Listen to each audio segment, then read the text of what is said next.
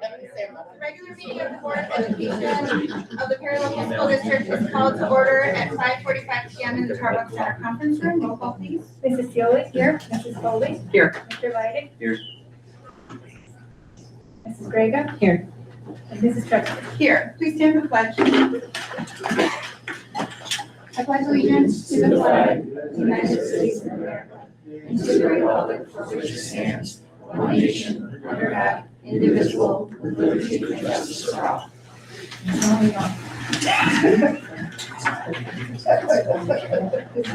Welcome, everyone. Nice to see full house. Mr. Porcello, Superintendent Spotlight. Sure, we're going to start tonight off by recognizing some of our student athletes. Another winter season has come and gone, and it's been almost become a tradition now to have a lot of our winter athletes here recognizing them. It takes a great deal of work and dedication, and we're extremely proud of our student athletes and the coaches and the amount of time that it takes. And we're super proud. At this time, I'll turn over to TJ Rockwell, who's going to recognize our coaches and our athletes. Okay, thank you, Mr. Porcello, appreciate it. And I would echo what Mr. Porcello said. We're extremely proud of all of our athletes, but we're here to recognize our winter sport athletes tonight, and we had another banner season. So we're going to recognize all of our athletes that achieved All-Ohio status this year in their various sports. We have 3 different sports to recognize this evening. We'll start off with our swim team and Brody Hicks, once again for the 3rd year. Come on up, Brody.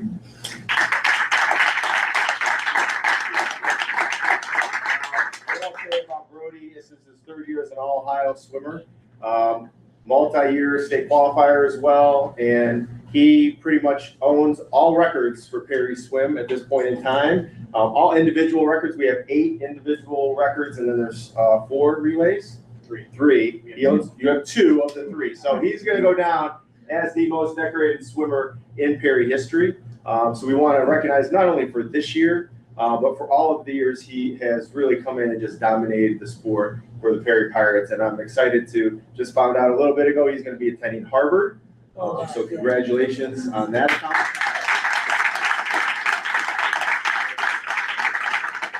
I'd just like to say thank you to my coaches and the athletic department, as they are able to accommodate completely different levels of the sport. People starting out and people like me who've been doing it for 13 years now, and like putting together some relays. I mean, you can't sleep on our relays. Last year we were 25th, 1 spot out of state, and this year it was the same case. But some school records from that really shows that we are a whole team.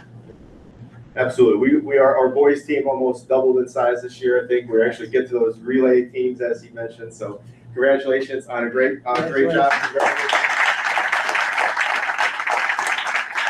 Like you said, they've been extremely hardworking and flexible with Brody. Somebody likes to go at it and swim twice a day, morning and evening workouts and things like that. So they've been extremely gracious there. So congratulations to our swim program.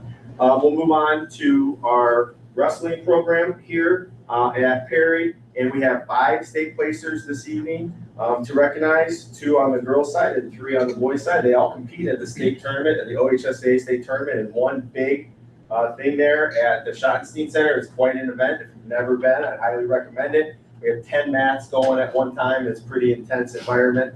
And we had some kids really show up this year. To get 5 on the podium is amazing. So come on up when I call your name, please. On the girls' side at 110 pounds, Abby Cornwell, 5th place.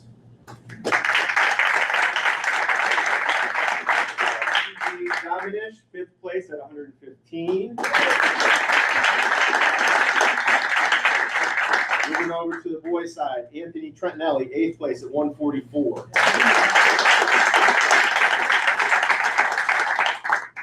Third place at 150 pounds, Chance Schlau.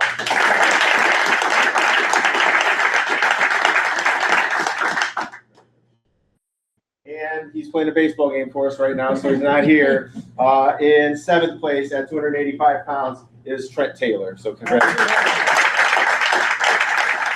I'll quickly talk about each one of them that are here this evening. Gigi is a 2-time, as a sophomore, 2-time state qualifier, 2-time state placer. So in both of the years she's competed at the state tournament, she's ended up on that podium. So tremendous. We're excited about the next 2 years. for Gigi. Anthony had quite a story. If you didn't follow it, he didn't wrestle until the sectional tournament. So he was injured in one of our end of the season soccer matches, and I don't think I'm doing anything hip-wise. He tore his meniscus and everything like that. It was a pretty serious injury. We really questioned whether or not he was going to be able to even compete at all. And to come out with a 0-0 record at the sectional tournament and make it to the state tournament, quite an accomplishment. One of the best things we've seen here in a long, long time. So congratulations to Anthony. He's got another year left, and we're excited about that, getting him healthy and seeing him the entire year. So congratulations to Anthony. And Chance, back-to-back state placers for Chance's junior and senior years. He was our district champion at 150 pounds. And, just the way wrestling goes, sometimes a little bit of a unlucky draw to start the state tournament. The kid he beat at the district tournament ends up in the state final. It's just the way things work out. But I'm excited. He is extremely passionate about the sport. I have a picture on my phone that I'm sure is going to go up on the wall. It's a pretty awesome picture after he won his third place match. And he's going to continue his wrestling career at Cumberland University in Kentucky. So we wish Chance nothing but the best of luck as he graduates as well.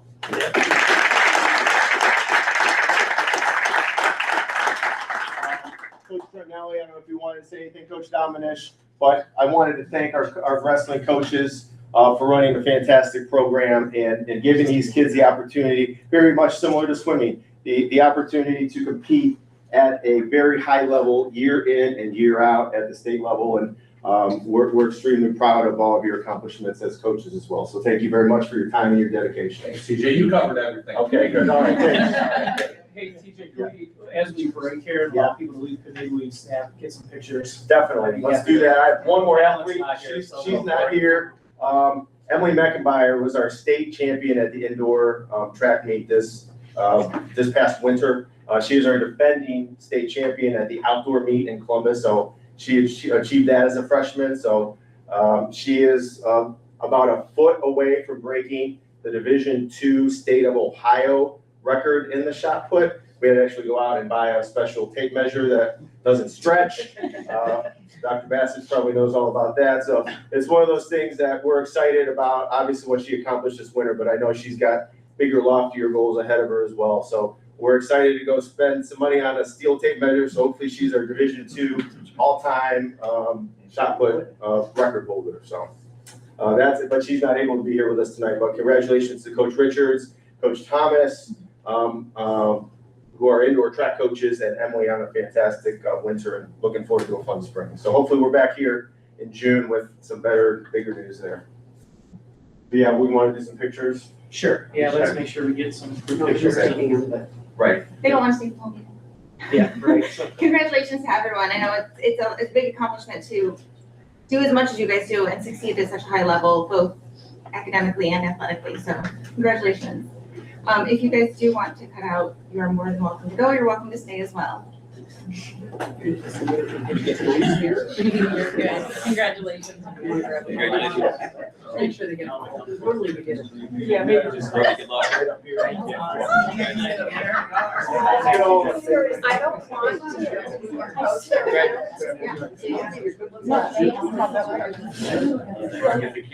Yeah. Squish.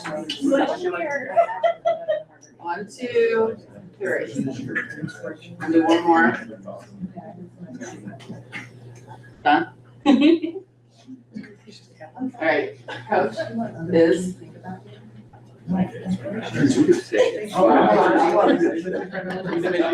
Coach. Yeah. Okay. I'm out here. Okay, one more. Okay, everybody get their photos? Thank you. Okay. Congratulations. Good job, guys. Congratulations. Congrats.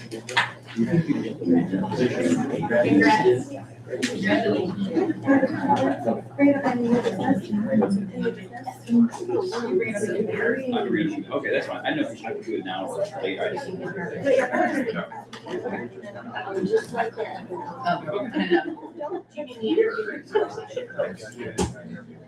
That's the first meeting. Yes, we go the 8th and the 29th. Okay. Are there any committee reports? We met, Kathleen and I met with the wellness committee to go over the 5th grade and 6th grade programs that are going to deal with puberty and health and wellness and, everything that state requires that we make sure we do. We talked about those. We talked about bringing in and working more with the school with Thriving Threads, trying to see if we could either get them possibly an extra classroom over in Manchester, and then maybe also doing some combined drives, not to work with, not to step on PSL, but to work with at different times for things and needs that they use. They support our nurses with guidelines, but also to try to ask with the community maybe to donate instead of like private pay. Is there anything else that you can? Just that as far as a wish list or something, putting a link on our website and even being able to do QR like code. Amazon, QR code, where they could either purchase off of an Amazon list or they could purchase gift cards, something to go towards the needs of the center itself. And we said we'd work with her. I'm gonna work with Sam specifically to get a Canva up and that kind of QR code and the link, and then to put it on that page. Anytime we do that, and also Mr. Chisholm said that he would blast that out to the school for us when we do have a specific drive, like if it's undergarments or school supplies or something that the school would need through Thriving Threads. And they do a $500 scholarship to one of our PSL students. And so that's like one of the advantages to our students, among many others, and what they can receive from the Thriving Threads closet. That's another one of those benefits. So wherever we can support as far as providing needed items, we want to partner with them. And we were very thankful. Thriving Threads already donates so much through the way of winter clothes to have kids be able to go outside with the boots and the hats and gloves and snow pants. But we want to try to let the entire community know how great of a resource that is. So maybe this way, spreading it through in smaller ways. Kathleen and I said any way we could help, and then we started kind of snowballing on different ideas in different ways. So too, if anyone has any suggestions or things that they have seen, we figured once a quarter so that people aren't getting constant emails from us or anything of that nature, but adding it on our page and then through Parents Board. Awesome, thank you. Any other committees? Yeah, we had a Distinguished Alumni Hall of Fame committee meeting. I believe there were 18 nominees this year. 5 of those nominees will be inducted come fall. It'll be exciting. Yeah. It's That's every other year, right? Every other year? yeah, we're doing it every year. Awesome. And the 18 individuals that were nominated, they're all impressive individuals. So it was tough to get through, but came out to 5 people, and they should all be probably notified by now. But if not, they should be fine. Keep it under wraps. I'm not saying a word. We'll announce that in conjunction with our athletic hall of fame in about another month. Okay, good. At the main meeting, hopefully. Okay, good. Congrats, Paul. Anything else? Administrative update, Mr. Purcell. All right, thank you. Congratulations to the cast and crew of Legally Blonde. Several weeks ago, our high school students put on a musical performance of Legally Blonde. Once again, our students did an amazing job, and it was highly entertaining. There was a great deal of talent in the area of fine arts, and it was truly on display. I'd like to give special thanks to Jen Hunter, who has directed our plays and musicals for many years now, and will be retiring at the end of this school year. So that was her final production, and we're thankful for the time and effort that she's put forward with our kids over the past years and supporting them. It's something that they love to do. Next up, thank you to the athletic boosters. I know several of us had attended the event this past weekend for the reverse raffle. We appreciate the time and effort that it takes to make that event possible. A lot of details, a lot of work, a lot of effort, showing up, setting the place up on a Saturday morning. And all that money goes to benefit our student athletes. And I think Mr. Eckel tells me it was a rather successful event.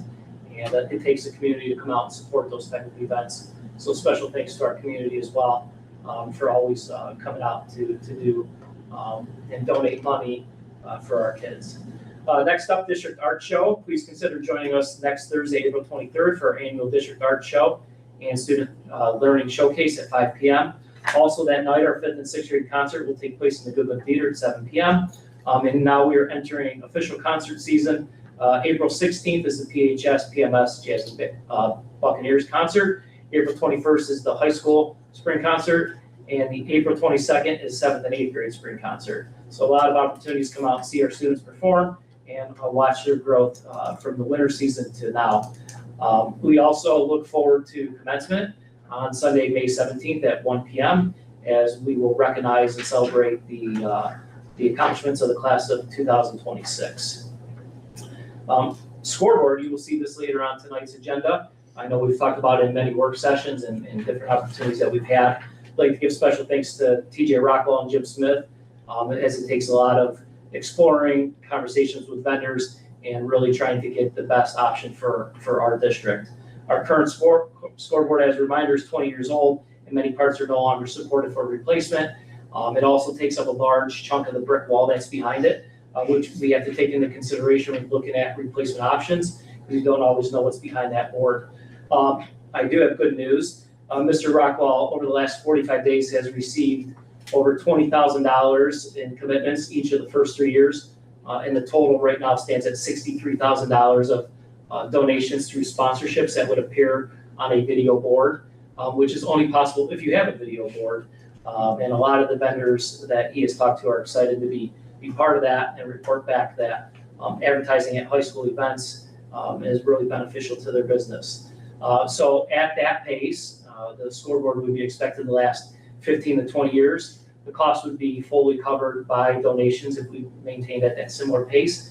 And we would also then be able to exceed that and create revenue that could go back and help different student athletes as we try to look at the different funding sources to offset all of our extracurriculars and make sure that we maintain those opportunities well into the future.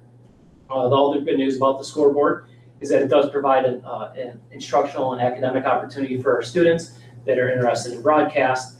And while that's not a part of the recommendation today, we'll be working with current grant funds that we have and potential other grant funds that we could seek to purchase that equipment to provide that opportunity for kids, which once again can happen if you have a video board. Also, ongoing conversations with Auburn Career Center as we look at different partnerships with them to provide additional learning opportunities and offset any cost where they may be able to help. Shifting gears here to different postings, we now have close to, I think we're at 10 retirements for next year.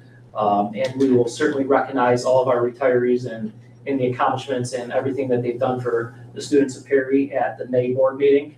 But we do have those positions out there, and our administrators and directors are working through numerous candidates. We're always fortunate to have a lot of quality candidates to hope to find the next great level of teachers and staff members that we can have to carry on the tradition here. A couple weeks ago in March, we wrapped up our shared visioning process. I'd like to give special thanks to the parents and committee members who joined us in March. We had met in the media center, and that concluded our 11th meeting of different stakeholders that we met with, including students, staff members, community members, and parents, as we look to our future, and they help guide as we set visions and priorities and promises for the next steps at Perry Schools. So special thanks to everybody that participated in that, staff, students, and the parents and community members, as we were able to learn a lot.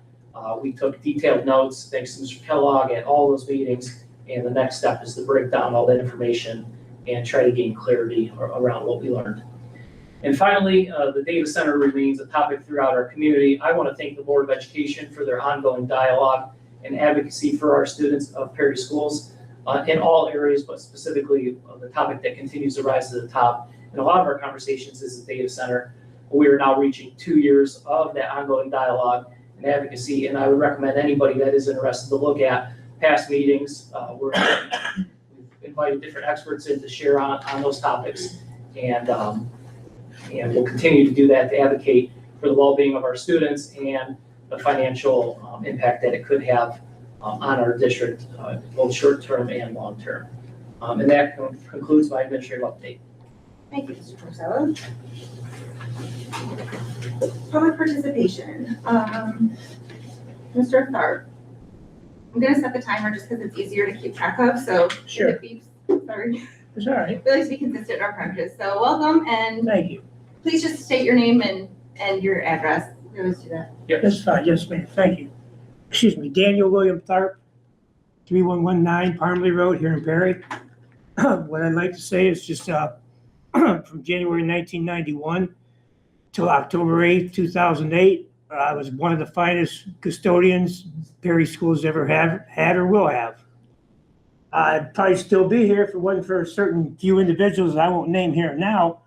But when I was kind of like forced out previous to my wanting to be leaving Perry Schools, at the time, I really had no choice, okay? My life was threatened. Things were going on in this community that I could write a horror story book and have a best-selling movie. But neither here nor there, when I departed, they failed to give me my sick days. I never missed a day, okay? 300 days I had sick days built up and never got a penny for them. On my hard work, you can ask anybody that was here in them years, and they'll tell you who I was and how I acted and how I went about my position in this school system. So I've asked the two previous administrations, and they've laughed in my face. Michael Sawyers and Lou Gallant, and then Mr. Jack Thompson and Lou Gallant, okay? I don't know, it's not their money, it's my money, okay? So I'm gonna leave it at that. Please consider, think about it and see what you can do and maybe have a different decision than the two other administrations. And I appreciate it, and thank you for your time, all right? Thank you, Mr. Beck. Mrs. Capo would be the resource for that, so she would be the one that would probably be able to find records. So, Mrs. Capo, if you could look into that, that'd be great. Hopefully we can find resolution and find where anything is there. Okay, and then we have Mrs. Russell. Go ahead. Hi, Maria Rusnak, 3975 River Road, Perry, Ohio. I'm going to read because I need to read in order to keep myself on track. Good evening. My name is Maria, and I'm here as a parent who cares deeply about this district. I was born and raised here. I graduated from here, and the children who learn here currently and will continue to learn here in the future. I understand that the school district does not control whether a data center is built. But in my view, the district does have the responsibility for understanding how changes in the environment around our school affect students, staff, and long-term enrollment. That responsibility doesn't disappear just because the decision is made by other people.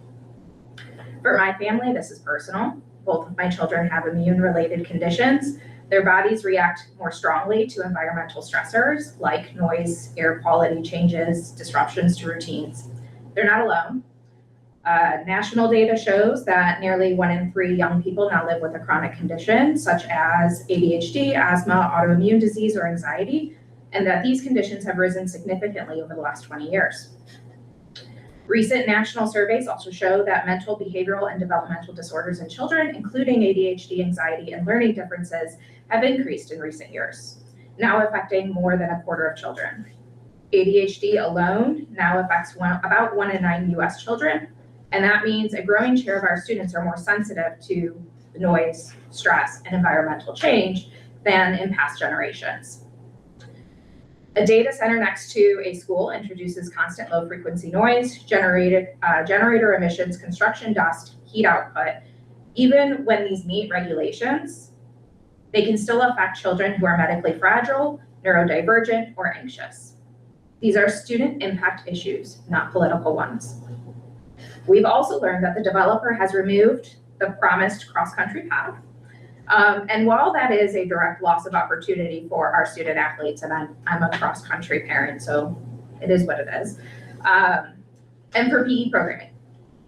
In a closed enrollment district, losing amenities that support student health and extracurriculars makes it harder to attract and retain young families, especially when you have this six independent 6.5-story buildings. I'm not here to oppose development. I'm here to ask the district to take an active role in monitoring, studying, and communicating how this project affects learning conditions, outdoor safety, and student health, especially for those who are medically and neurologically vulnerable and long-term enrollment.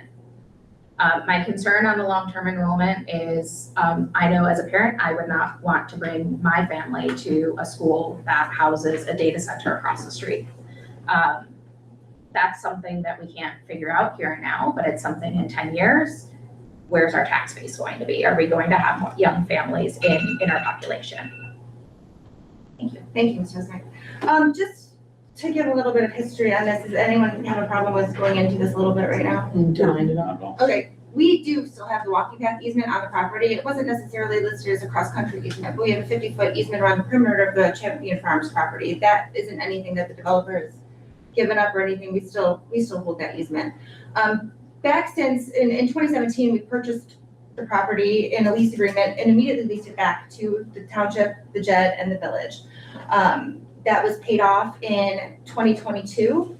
So they completely owned the property, and anything that happened beyond that is out of our purview. We have, since 2022, done a number of things and been actively involved in advocating for our students, both financially and health-wise. I mean, like their best interest always in every aspect is always in the forefront of our minds. So in 2022, they came to us to lift the deed restriction, and that was really the only ask that they could have of us at the time, because they own the property. We have a 50 housetop restriction, and we have a deed restriction for 50 feet around the perimeter of the property. They completed the payment, and they approached us to reduce the easement. We went back and forth a bit at that time, this goes into 2024 now. We went back and forth a little bit about what we would like, what compromise could be if we wanted to lift the easement, what they could give us. And there was offers that went back and forth, but we really never could come to an agreement. And we were told repeatedly, like, fine, we'll just go ahead without you. We don't need you to lift the walking path easement. Let's proceed as is. And so we said, okay, because you don't need our permission to proceed as is, because nothing's changing.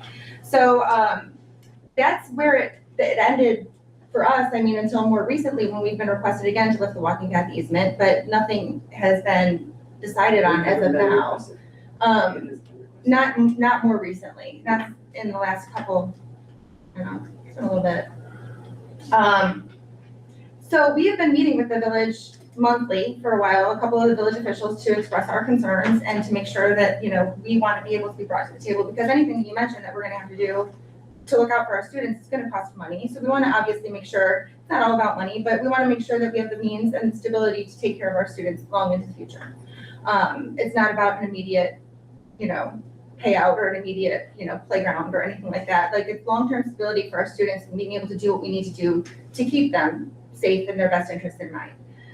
So we have gone back and forth, and as it stands right now, I mean, we've advocated as much as we can, even having a meeting in the last 2 weeks. I mean, we just continue to go. We've actively gone to meetings.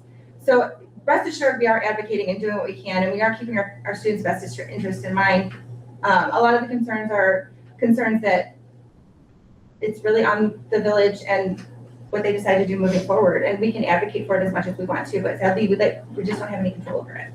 So, does anyone have anything else? Just the only time we would is if the developer would ask for anything beyond 75% tax abatement.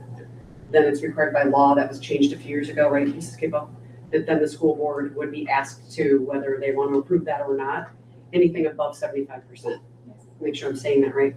But that's only an approval of the abatement. Of the not abatement, of correct. the whole project. Nothing else that they're doing. Yes. And the only other two things that you mentioned were the easement and the deed restriction that we own. Yes. So. And back at the time with the deed restriction, we talked about this in our meeting several times. Back then, we weren't getting additional dollars for any students. So having a large influx of students back then would have put a financial burden on the district without any financial income. So that was a little bit, I think, part of the reason. I wasn't here then, so I wasn't part of that decision, but I believe that factored into why that decision was made. Everything changes in school financing about every year. So there's a lot to keep up with. So that's no longer the case, but nobody's asked us to lift the restriction on the rooftops. That's all we have, really. I mean, stay informed and advocate for your position. And we, we're not against development. We understand the need for development. We just want to make sure it's responsibly done and in the best interest of our students and our kids. I mean, we moved to Perry for the schools. So we want to make sure that kids are looked after. I do want to reiterate that we have been involved in these conversations for 2 years. Very involved. We've been to several meetings, we've had several conversations with the developer, with tax experts, with village.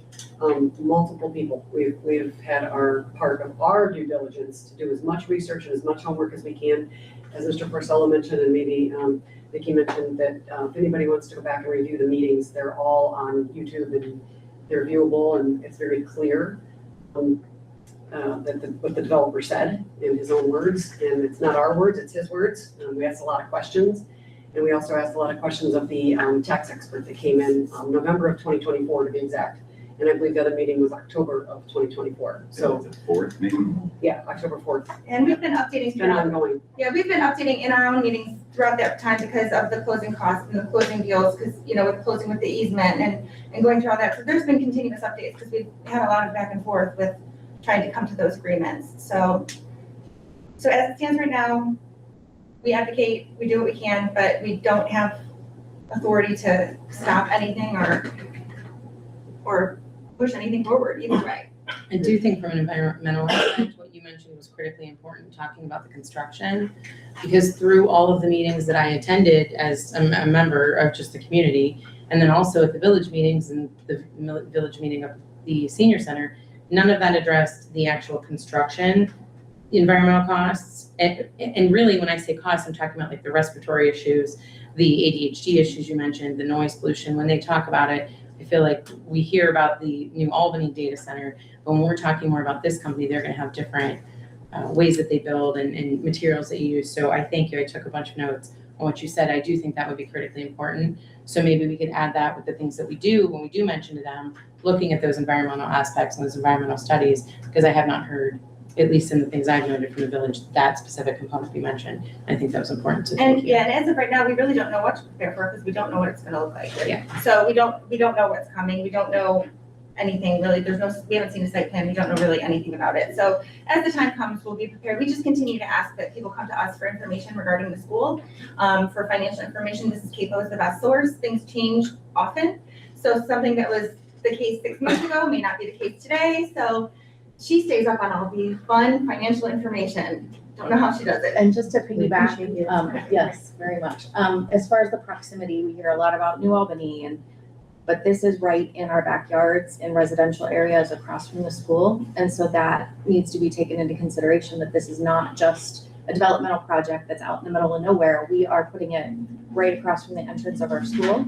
And so I think that that's really important for us all to keep in mind. And then going back to the tax abatements, it's very concerning to us to not know what those could look like.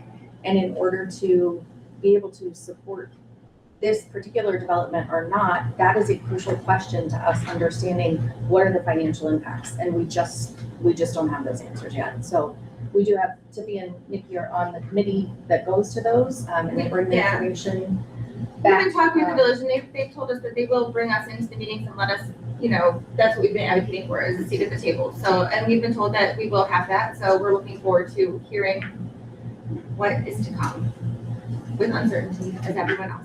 So, Thank you. thank you. Thank you. And again, if anyone has questions, our numbers are all listed. Mrs. Capo is a great resource. She would rather have people call and give the facts out than have misinformation out there that we're constantly correcting. Like, for instance, I think somewhere it says on the village's website that the school will get $10 million, but it doesn't indicate that that's in a bubble without outside factors taken in. So she's the one that can tell you actually what that looks like. So we can't even do it. We try really hard to understand it, but it's complicated. With no valuation and no math, you kind of can't. It's like finding a unicorn. That number looks good. So, is everyone good? That concludes. Board President's report. Item A, approval of out-of-state professional development in Michigan. The board president recommends approval for the superintendent to attend the Dream Team Field Experience in Dearborn and Rochester Hills, Michigan on April 29th to 30th, 2026. Is there a motion to approve? Second. And Mr. Porcello, this is typical for us, correct, to approve any out-of-state travel for Any out-of-state overnight has to be approved by the board. So normally I would be recommending, but because it's me, it comes from the board president. second. Okay. Yeah, Dearborn, Michigan. Sounds like a plan. Roll call, please. Mrs. Foley? Yes. Mrs. Grega? Yes. Mr. Leidig? Yes. Mrs. Dexter? Yes. Mrs. Yoli? Yes. Is there a motion to approve the consent agenda? Motion. Any discussion? As always, thank you for all the donations, for those who choose to donate and be so generous for our children. Roll call, please. Mrs. Grega? Oh, I'm sorry. Never mind, I can't remember what I was gonna say, so we need a report. I'll think about it. Are you sure? Okay, roll call, please. Mrs. Grega? Yes. Mr. Leggett? Yes. Mrs. Tresky? Yes. Mrs. Sealy? Yes. And Mrs. Foley? Yes. Mr. Porcello, superintendent's report. Thank you. Item A, approval of paper pencil testing resolution. The board is asked to approve the assessment resolution below as recommended by the local superintendent and director of innovation and learning. And I would note here that this is for reading only, not math. Item B, personnel approval of appointment. The board is asked to approve the appointment for the individuals noted for the position indicated as recommended by the local superintendent. Item C, personnel approval of appointment. The board is asked to approve the appointment of the individuals listed for the position indicated pending successful completion of required employment paperwork, certification, training, and background check as recommended by the athletic director, transportation supervisor, and local superintendent. D, personnel acceptance of resignation. The board is asked to accept the resignation from the individuals listed for the positions noted as recommended by the local superintendent. E, personnel approval of leave of absence. In accordance with the terms and conditions of the collective bargaining agreement, Ohio Revised Code, and their applicable leave balance, the board is asked to approve leave for the individuals listed below as recommended by the local superintendent, director of student services, and building principal. F, personnel approval of contract extensions. The board is asked to extend the contracts for the employees listed as recommended by the local superintendent and chief financial officer. G, personnel approval of change in hours. The board is asked to approve the change in hours of the employee listed as recommended by the local superintendent and director of transportation. H, personnel approval of extra time. The board is asked to approve extended time for the individuals listed for the maximum number of days indicated at the respective daily rates of pay for the position specified for the 26-27 school year as recommended by the local superintendent and director of innovation and learning. I, personnel approval of appointment, independent study. The board is asked to approve the employment of the individual listed for the second semester independent study supplemental position and rate of pay indicated for the 25-26 school year as recommended by the local superintendent and building principal. And I will note that this is in addition to a student independent study that we approved on the March 16, 2026 with the same teacher here. J, personnel approval of appointment, 21st Century CCLC. The board is asked to approve the employment of the individuals listed for the PHS 21st CCLC grant positions and rate of pay indicated as recommended by the building principal and local superintendent. Funds for these positions will be paid out of federal grant funds awarded to the district as indicated and verified through a timesheet for the dates indicated below.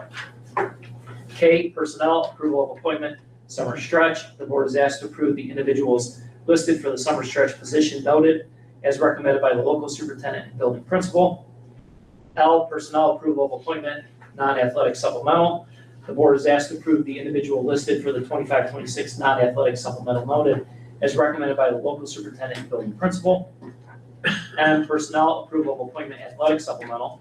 The board is asked to approve the appointment of the individual listed for the 25-26 athletic supplemental position and rate of pay indicated as recommended by the local superintendent and athletic director.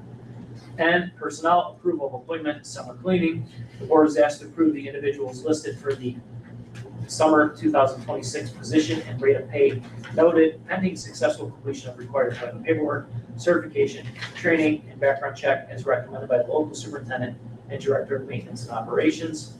O, personnel approval of appointment event supervisors.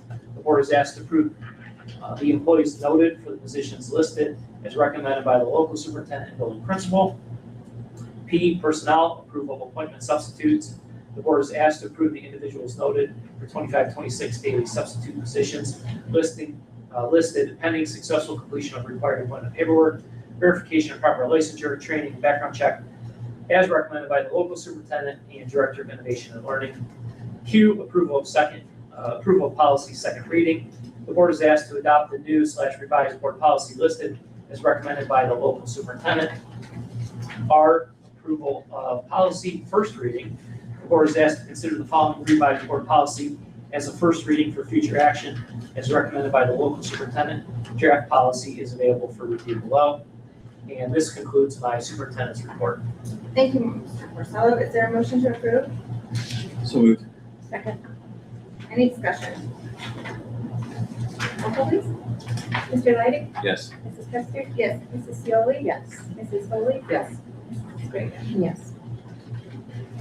And Mrs. Capel, around to you. Thank you.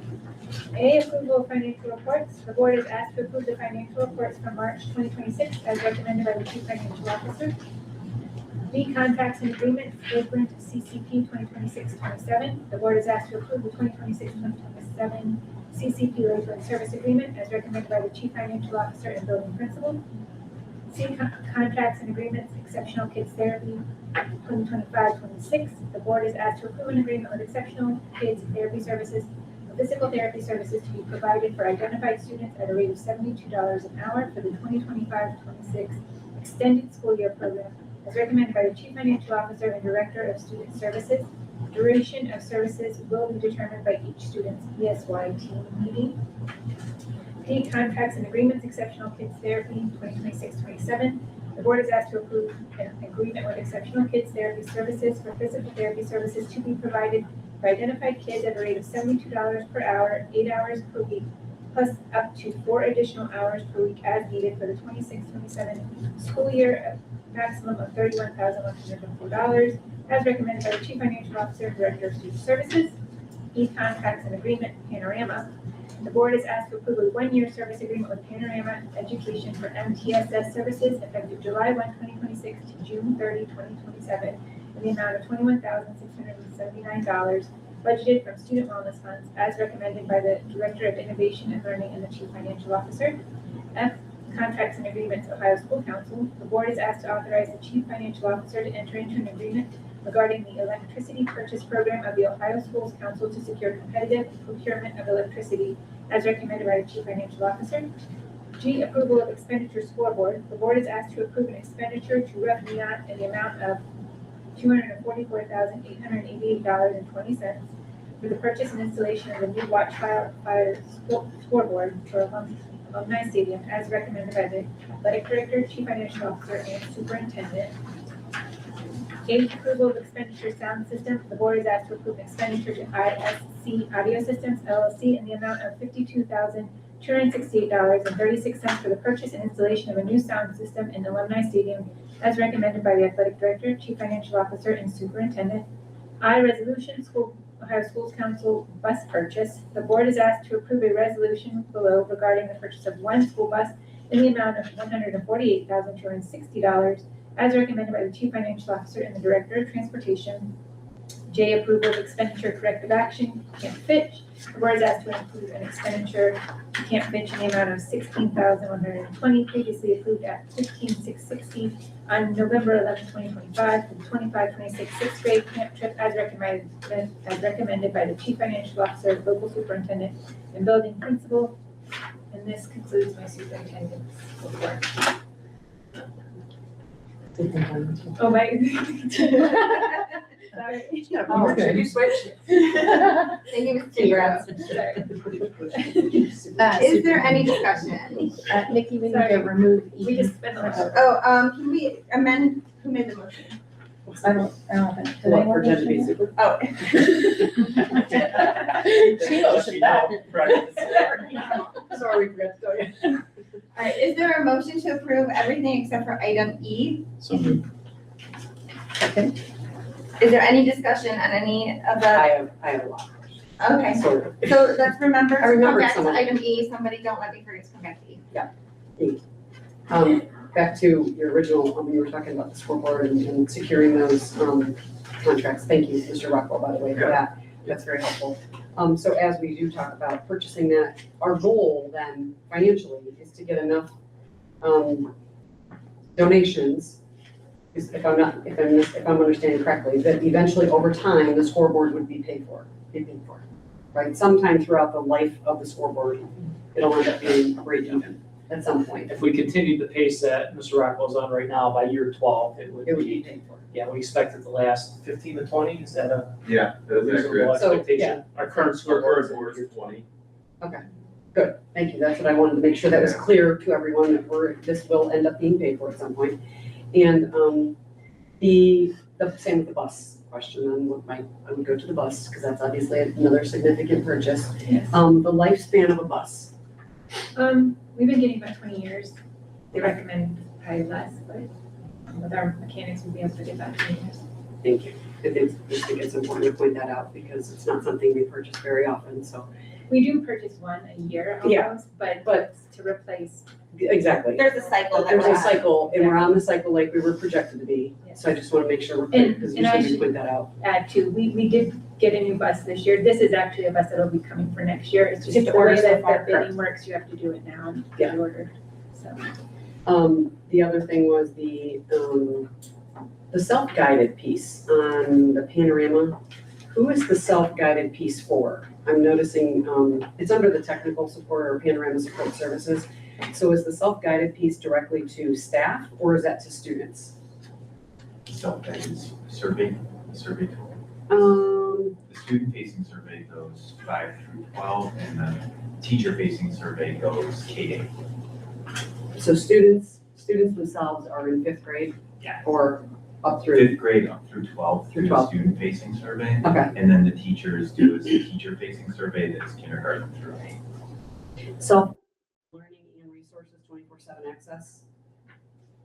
Is that staff then that's for, under the panorama support services? Yeah, that would be for staff that are picking instructional tools that go with the so that's, forget the survey side, that's the Like RTI, the RTI warehouse side, where staff are creating like tier 2 and tier 3 plans for students, let's say in like reading, and there's resources, instructional resources that they choose as part of the intervention. Okay. That they assign to the intervention, then it does progress monitoring. So that's like the progress monitoring side, which really the way we use the system now is the much more important of the tool, is the whole warehouse for progress monitoring. Okay. That's what that would be. All right. Panorama once started as the survey piece. I believe that was our initial introduction to it. But the MTSS tools on there are probably the best that we've seen. In addition, back to the surveys, I know our middle school and high school administration does utilize the results, and it really is it helps us get kids connected with the right adults in the building, and it's a good way to get feedback of sort of the unspoken kid, the request that's out there, the issue going on, and allows us to dive into and support kids on that front as well, in addition to all the MTSS Now we've been tools. using it for a number of years, so it's interesting. Now you can see a student on a dashboard over time, like how that progress monitoring has been charted over time. Like a kiddo that lives in tier 2 for a number of years, you can see all those plans and how it tracks over time. Not just academic though, right? Well, on the student success side, you see a number of factors. It's why we made that original switch from Range and Lights over to Panorama, because Panorama talks specifically to Infinite Campus. So in like the student dashboard, that's sort of like an at-risk predictor. It takes their attendance data, their current levels of their standards and grades, their report card, takes their state testing data, their district testing data, and the survey tool if they have. We're good? Okay, so Going back to what Tiffany said about the scoreboard, just so nobody misinterprets, we have the money allocated for the scoreboard. It was budgeted. This would be to replenish those funds. So not that we can't pay for it, just Right. wanted to clear that up, that that's not what we're relying on solely to pay for it, but we want to replenish those funds through those advertisements. and I would like to thank Mr. Rockwell because we, in the current state of finances and knowing what's happening with school funding throughout the state, we did make him go above and beyond to make sure we were getting, and I don't know that anyone really knows like how much time and effort went into, making sure that we were getting the best deal and the best product and the best value. And I think it's, I've asked some people in the community, like, what do you think a scoreboard costs? And the numbers are all over. So I think it's important to note that like if we had looked at the ones that were the pretty much bare minimum, they were around $100,000 installed. And I think that most of the community would have been unhappy with that we spent that much money and got that kind of product when we're used to having nice things. And we know that we can't always, like in the current state, we're not always going to get the best of the best. Like we have to be careful with our spending. So I'm confident that I think that this is a good product that is a good, solid option for us. And I think people will be happy with it. And I think that there's sometimes a perception that this is a football thing, but let's remember there's soccer and especially track. There's a lot of use for track, especially with the divisions moving in.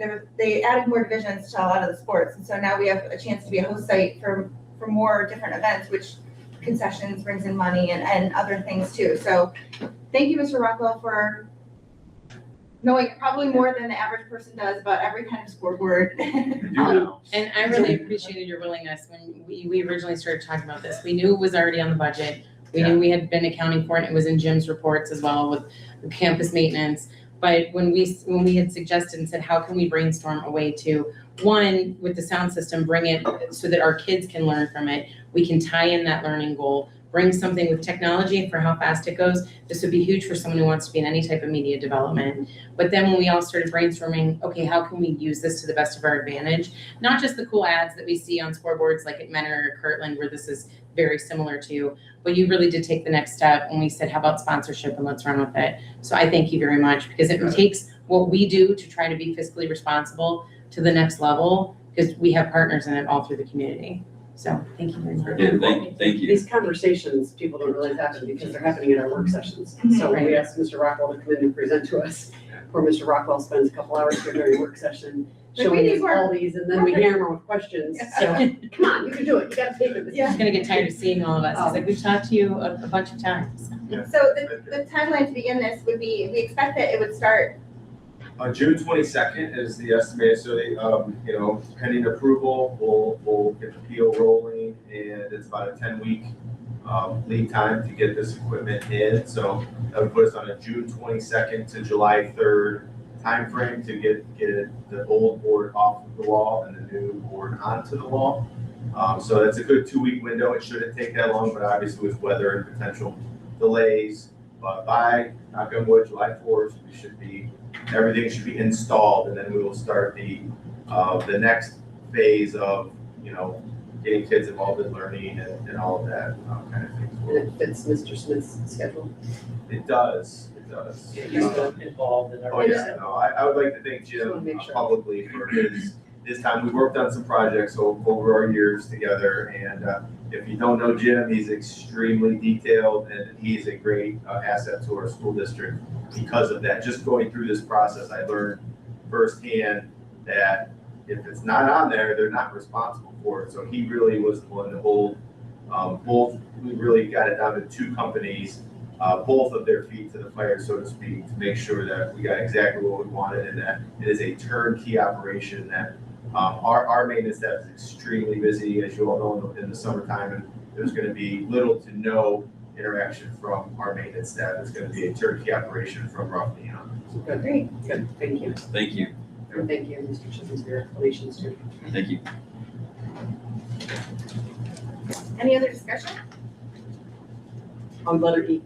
Oh, yeah, we'll do that. Yeah, thank you. Okay, roll call on everything but letter E, please. Mrs. Presser? Yes. Mrs. Seoli? Yes. Mrs. Foley? Yes. Mrs. Gregor? Yes. Mr. Laydick? Yes. Do you want to, Is there a motion to approve letter E? do you want to see? I do, for professional, yeah. Okay. Sorry. Is there a motion to approve letter E? So moved. Second. Any discussion? We had a little bit of order. Roll call, please. Mrs. Presser? Yes. Mrs. Seoli? Abstain. Mrs. Foley? Yes. Mrs. Gregor? Yes. Mr. Laydick? Yes. Unfinished business? New business? I was wondering if we might be able to move the June 8th meeting to another date, 15th possibly, if that'll work with everyone's schedule. Is the whole week bad for you? Every day but Friday. Well, let's meet Friday night. Fun time. Great. Talk scoreboard and stuff. Yeah. I would be out of town on the 15th. Meet that day here. Is that our regular, that's our regular meeting? Is it, okay, from financial perspective or anything like that, usually at the end of the school year, we're pretty wrapped up on things. Do we need a meeting at the beginning of the month, or can we do a meeting and work session together on the 22nd? I think we have it scheduled for the 29th, Oh, the 29th, I'm sorry. Yeah, it's not. and that would be, Is that okay with the financials? Does We're anyone just have? gonna leave it there, and that's it? No. Well, we could just do, no, well, we can move the the board meeting to the 20, because we have a lot we do in May. Right. And then the school year is kind of wrapped up. So if we did a board meeting and work session on the 29th, would that be from a standpoint of like what we normally do? Do we need? So just anything? one meeting in June on the 29th. Well, it'd be two, like a work session and board meeting, but the same day. Or we can do back-to-back weeks, it doesn't really matter. I It's thought fine we could do with the me. 22nd for a reason. If we need to drop the work session, we can and just do the regular board meeting. It just depends on where we're at. Usually that's usually a kind of, knock on wood, quieter time. You just jinxed us. I know. Yeah, knock do you, on does wood. that help? Like, you have to have them by the end of June. Yeah, and then the further into June, the better for And me. if there's something you need to call quickly, because where you have to either approve something or deny it, we've called those short, quick meetings where it's literally one item. Could we just pencil in the 22nd and the 29th in case we need that, and then we can drop? I don't think we could do. I thought the because of- 22nd was, we moved off of the 22nd. Yeah. Oh, did we? Oh, I'm sorry. I think we moved the 22nd, To the because 20. if we had the 29th, that's like the latest we could go Right. in the month, so that I could get everything closed. So would everyone be okay with just doing both on the 29th? If we don't have any work session items, we'll drop the work session and do a board meeting. Right. We'll be here either way. So Okay. it'd be- We don't need While we're, to while we're on motion it or the, anything we're doing? oh, sorry. We need to vote on it or we just discuss it in the open? Okay. While we're on the topic of moving meetings, the 13th, July 13th. If I can't make it, I can't make it. I'll be gone for 2 weeks, starting on the 13th.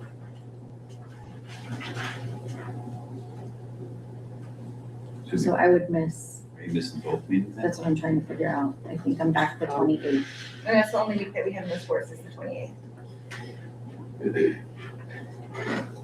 Because I was running I could do it. That's when you're running away? No, not me. I think anyone else Oh, who has kids in gotcha. sports runs away from home that week, because that's the Yeah. only week of the whole summer that's off. So if we can move even one of those, so I'm not missing both for the month? What? The last week of July. No. Do you want to do July 6th? No, Okay. like fourth weekend? It's a holiday It's a weekend. holiday weekend. Okay. No, The 7th? I'm I open don't that whole care. week, so it's fine. I'm open at week, I just prefer not the 6th. Yeah. if we And I'm do- sure most people wouldn't, just because we're coming up holiday weekend. So we do the 7th? Is that what you said? Jen, does that work for you? That works for me. Very good one. I'm not sure we can make the 27th. 27th, we're scheduled tentative for our leadership retreat. Okay, so just do the 7th. Is that okay? Then I don't miss them both. I was actually gonna make a suggestion, and maybe this would be obviously for a work session, that instead of us having a session here as a meeting, that it's a scheduled work session meeting, but we actually, as a group, tour the campus and the facilities That's a great idea. to look at all of our spaces and how we're utilizing them. Just a thought. Just throwing that out there. I like that idea. What if we, can we talk about that in May and get some schedules from Mr. Smith and stuff and see what his schedule is like and see if we could do maybe a weekday tour of the building with him there so he can guide us through. And then if we need to move a work session or do a special meeting for that, we Well, can. And I'm actually thinking of it as a, what is that, like, what's this classroom used for? What's this space used for? Just going through the whole campus. I don't know. Are you allowed Maybe to have just a moving an meeting? idea. Can you have a rotating meeting I don't on know, campus I'll have to. as a work session? Or you can just schedule a time to come in and. Or Jim could walk with a GoPro and, no. Fly a drone You inside. can use the technology. I mean, I'm just, because I know when I toured the elementary building a couple years ago, you and I did that, and it was interesting. I mean, I learned a lot, and I also toured other parts of the building, not that I haven't been on the whole campus, but just going through and seeing how we utilize our space and what we do with That'd be different classrooms, not just a Jim Smith facilities update. I don't want him to panic and think he is. That'd be great for the building and maintenance committee to do a tour on their I committee think the meeting. whole board needs to, Yeah. whatever board members have it, maybe. Yeah. So we Jen and I can just see. had a very lovely tour of the whole campus. Very lovely. Through the guts of the building and everything. That's Yeah. the idea. Can let's check and see how that works with the moving meeting. And let's check and see if we can do it, like, there's a weekday that Mr. Smith's available, so we can lump in like the actual classrooms and then also see, Are you thinking, so my initial thought goes to, if you did it in May, it's like, because one summer it's like, there's carpet going in at the elementary, like everything is gonna be, exciting. it's gonna be a construction zone a little bit in parts of it, right? Or in August, as the school's ready for to come back and it's set up nicely. So May 11th is our big board meeting where we have I think that's everything. idea too. And even with administration, if they're walking through, they show us around or something. Sure. Is that gonna be in a different location than this one again?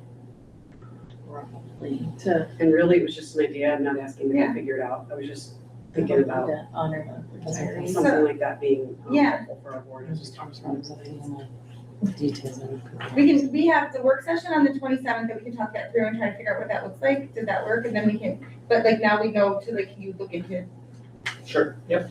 the rules, make sure we can. The work session on July, or May. April 27th. May's on April? 20 Yeah. May's on 26th, isn't it? Right, the April Yeah. 27th. Okay, back in April. Yes. Okay. Is there anything else under old business?